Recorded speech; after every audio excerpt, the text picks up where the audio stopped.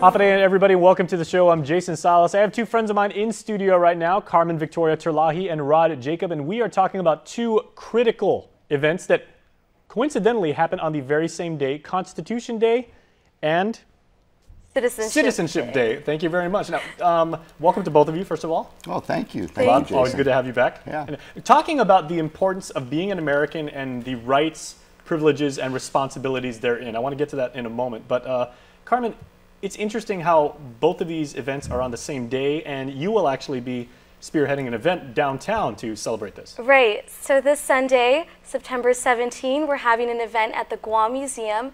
It's the first time that the Federal District Court puts this event on. It's going to be a huge celebration. We're inviting a lot of families. We'll have panels that talk about the Constitution, but we'll also have a lot of fun activities for the kids. So there'll be food trucks, like the food truck. We're going to have pokey snack, sip and dip, some shave ice, henna tattoos, a lot of fun activities, and prizes that they can actually win if they answer the questions correctly or are able to also recite the preamble in Chamorro. So I'm really excited for that. We're trying to bridge the gap between the Constitution and our Guam traditions, so we're inviting the whole family. Well, it's Rod, a Sunday event. As someone who has dedicated his career to preserving the Constitution and studying the Constitution, and I would say advocating it to younger people like me, what does it mean to you to actually have this opportunity to reflect upon it and then be able to make sure that future generations actually understand exactly what's contained within it?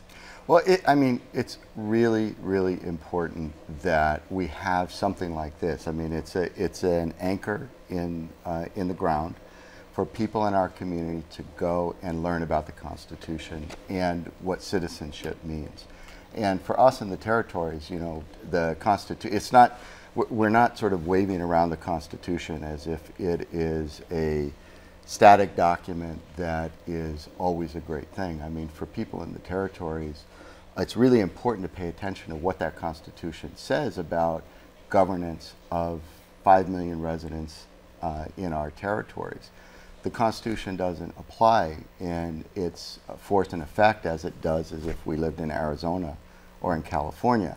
So events like this, which really target young people, are designed around our mission and the mission of the Ninth Circuit around civic education. So that is why Chief Judge Francis Tydinko Gatewood and our U.S. Magistrate Judge Joaquin Manabusan really sponsor these events so that, from the youngest to the oldest, we can come and see the document that governs us as a people. I mean, it should be fundamental, and I remember when I was in high school, there was a class that we had to take as freshmen. I was telling you this before we, began this recording, is there was a class called civics, and you had to learn, what it means to be a proper citizen in American society. And are those lessons still being passed down to current generations and, to the extent that they should be? Well, yes. I mean, our schools are teaching civics in the way they teach them. I'm not an expert in the curriculum at DOE. My daughter goes to academy, and I'm happy in the way that they're teaching both government, politics, and American history. But what's really important is that everybody knows the lessons and knows our rights. For example, the Constitution and the thing we were talking about last time I was here was the 14th Amendment. Mm-hmm. The 14th Amendment doesn't apply in its full force and effect in Guam, but it was the 14th Amendment that was the basis of landmark cases like Brown versus Board of Education.